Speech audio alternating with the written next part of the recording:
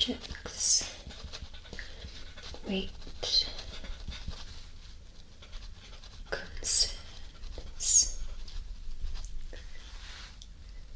Ah yes, I am ready for you. Please come on in. Please be seated.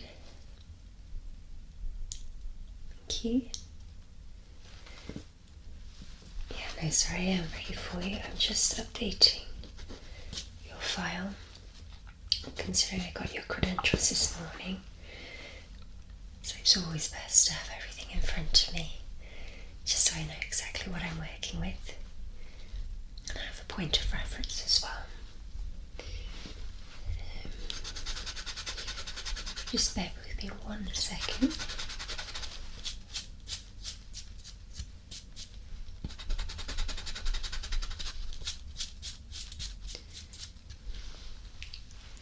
Working in pencil is always easier. If you make a mistake, you can just erase it. Right, weight loss. I'll pop that to one side so I can give you my full attention. And my name is Becca. I'll be your dietitian for today. Okay, now this is the dietitian's office, and we here at the Holistic Weight Loss Clinic do prefer to focus on the psychological reasoning behind excessive weight gain or excessive eating. So we do like to tackle it from that point of view. If that is not something you feel will benefit you, by all means just let me know how we can wrap this up sooner rather than later. You've done your research already, that's wonderful. Yeah, I always just like to double check just in the case that it's not what the client was looking for.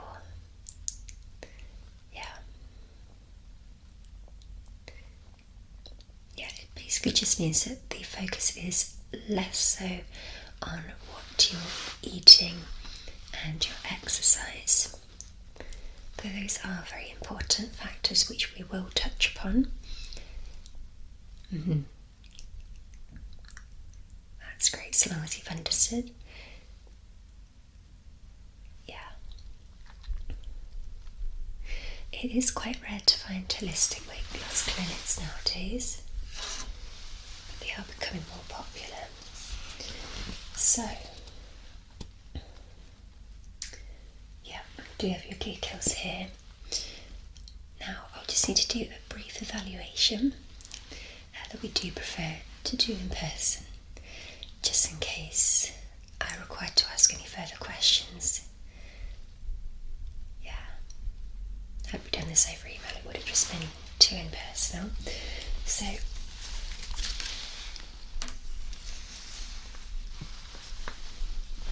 as we have established them, the reason for your being here today is because you're concerned with your weight or recent weight gain, or you're concerned about your weight in general. Yeah.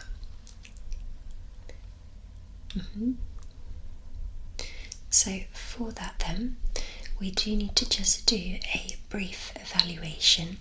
Considering I will be advising you, we need to just double check that the client is of sound mind and not at risk of any potential eating disorders, because we do have a duty of care.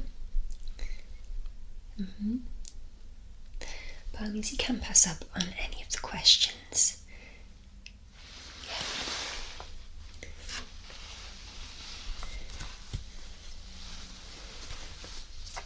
Okay then. First questions. How many times a day do you think you eat? Whether that be meals or snacks, or those two combined?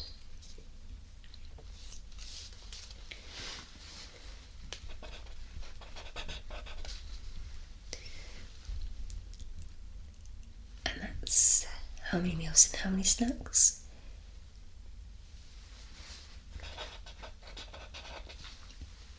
Thank you. And how many intervals throughout the day? Would it be on an hourly basis, 2 hourly basis, or do you? Okay.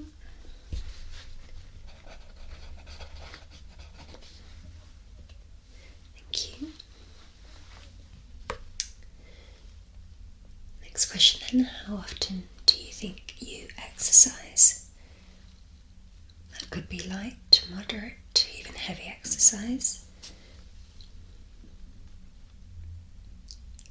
Yeah, okay.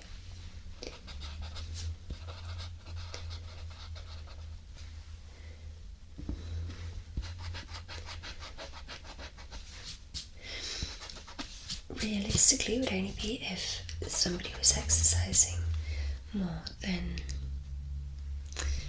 2 hours a day. I think that would be cause for concern, but no, that's fine. And sorry, I do apologise, I've not actually got your height and weight there. I've got everything else but that. Do you know your height and weight? If not, we've got this. Okay, you do. Thank you.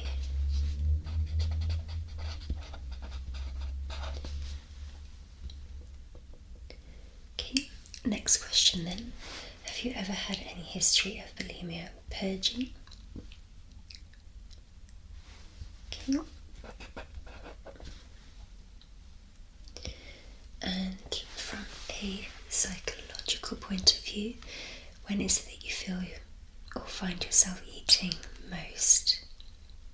When do you find yourself gravitating towards food the most? Like, for example, when you're feeling stressed or anxious or bored, etc., etc. Okay.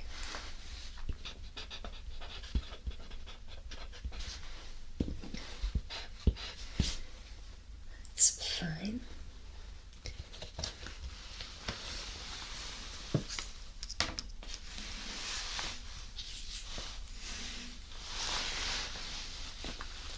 So, I am happy with that evaluation.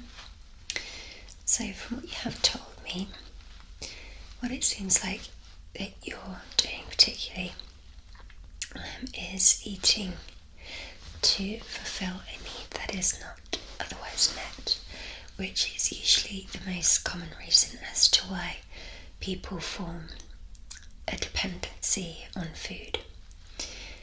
We can't really call food addictive. However, we can recognise that food can definitely you can become dependent on food as a means of emotional resolution. So, in order to resolve that, we're going to focus on how to meet needs that are not otherwise met, for which I do have some recommendations. But if you'd rather write it down, you can do. Otherwise, if you feel that you're able to absorb the information accordingly, it's your discretion.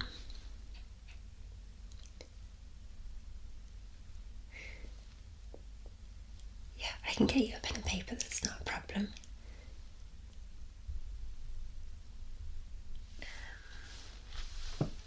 Just bear with me then, I'll just go get you a pen and paper.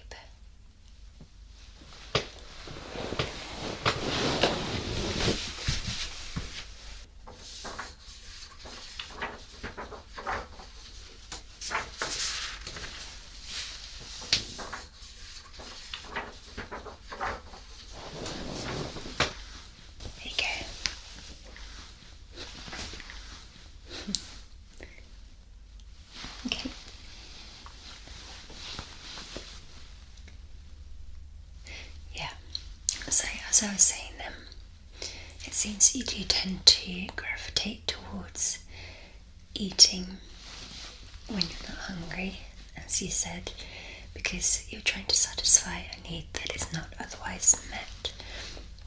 So whenever you feel negative emotions such as boredom, such as stress, anxiety, embarrassment, shyness, whatsoever, you're gravitating towards food as a coping mechanism to effectively treat a wound.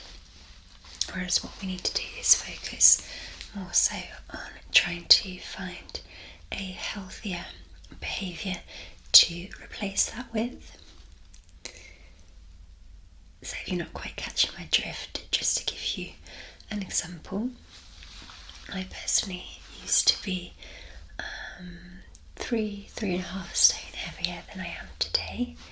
So my BMI, that's body mass index, is now a healthy ratio, whereas previously it used to be just overweight, considering I am only short.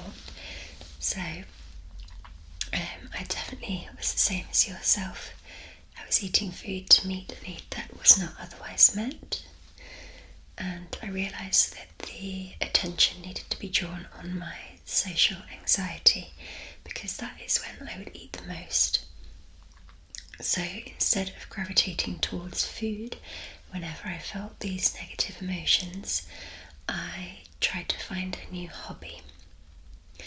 Now I appreciate that that is a lot harder, a lot easier said than done rather.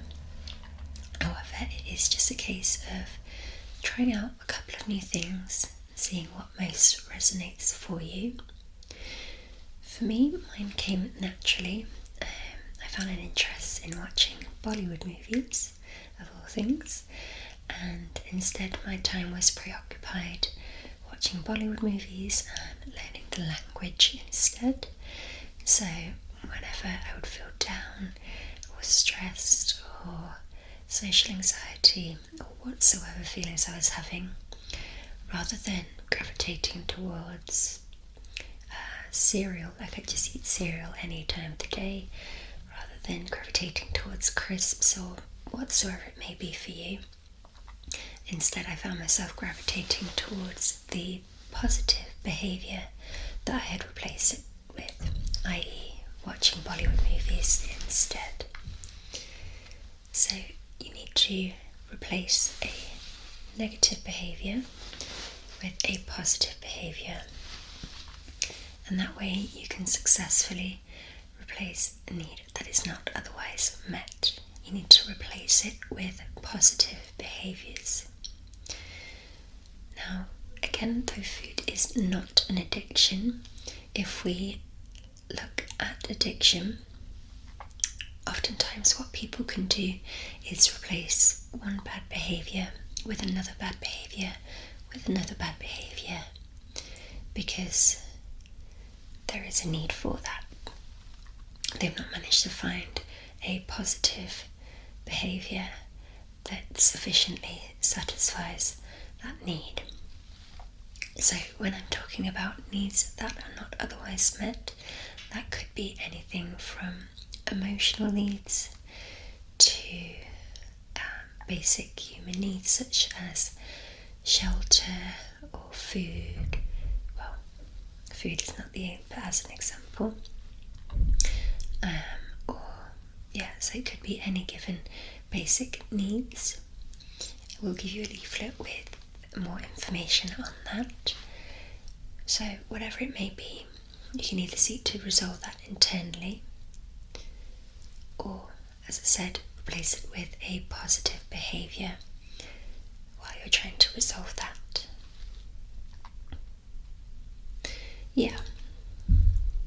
So it could be anything. It could be photography, it could be going to the gym.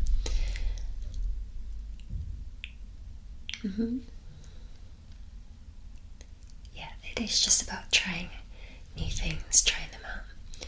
But what you will find when you find a positive behaviour that you resonate with, that you'll stop gravitating towards food so much. You'll stop raiding the fridge as much and raiding the pantry as much, because you won't feel that there's a need for it any longer.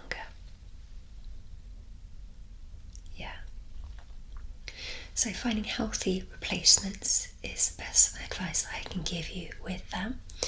It's not about distracting yourself or anything like that, because when you find a positive behaviour that you resonate with, you'll find that naturally you just won't want to gravitate to things that you previously did. So like the foods that I used to overindulge in, naturally now I just don't crave.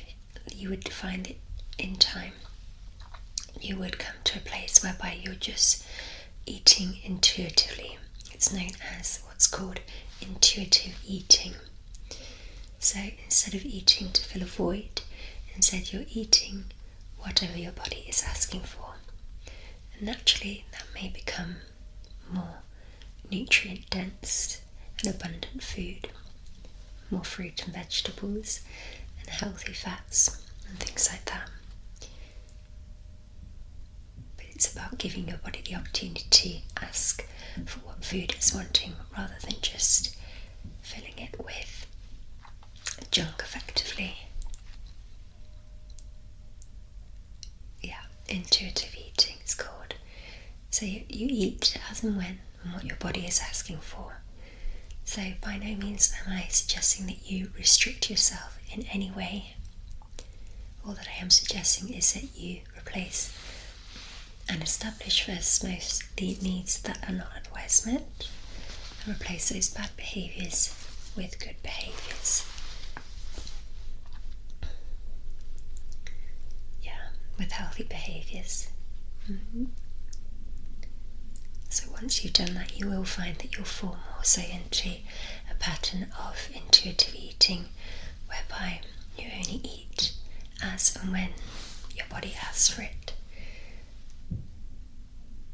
Yeah, so it could very well be that you want donuts for breakfast, and that's perfectly fine. Even to this day, I would never deny myself of anything at any time during the day. But again, I've naturally gone from eating around 8 times a day down to around 4 times a day. But again, I'm not regimented on that. If I want to eat more than that, then I will. Yeah, so it is a progress, so you will need to look into yourself for that.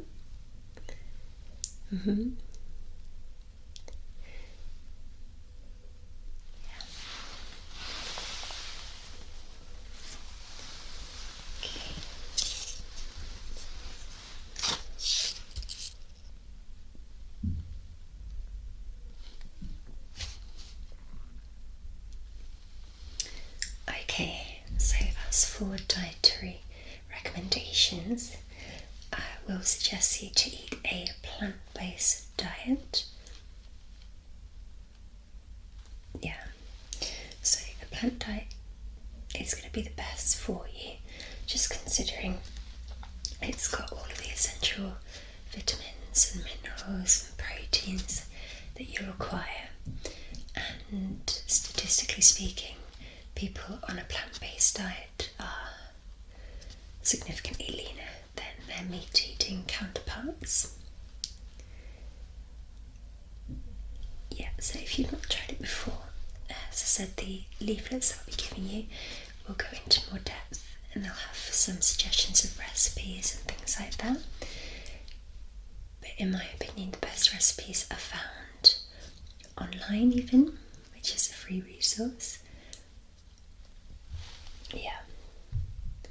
So first recommendation then, incorporate a plant-based diet. And I will still recommend exercise. However, by no means do I want you to feel like it's strenuous or forceful in any way. So I would suggest just trying to naturally incorporate exercise into your lifestyle.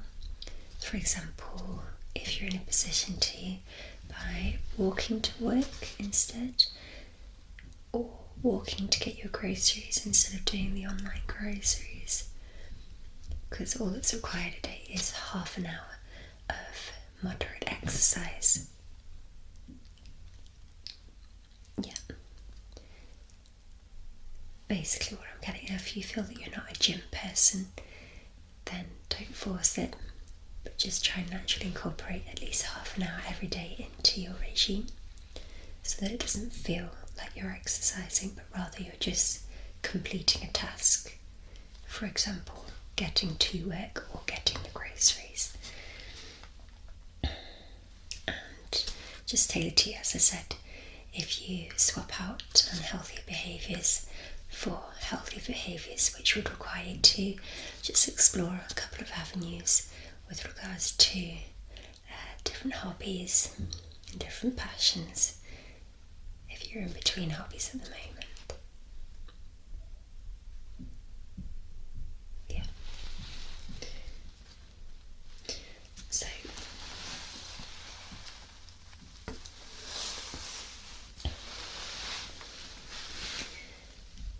that is the advice that I have for you today then. If you take that on board and incorporate it into your lifestyle as best as possible, we are available to speak to you 7 days a week as well. So if you need any follow-ups, by all means just give us a call. You can directly ask for me if you want to, that's not a problem. Yeah,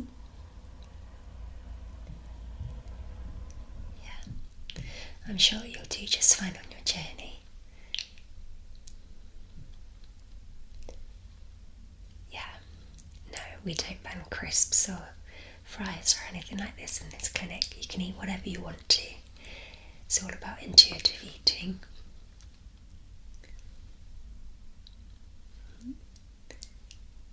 I'm glad you feel good about that, because it is about doing what feels natural. Yeah. Okay, well, it was lovely meeting you today. By all means, let me know how you're getting on, and as I said, we can book follow-ups accordingly if you require. That's fine. Okay, well, enjoy the rest of your day then.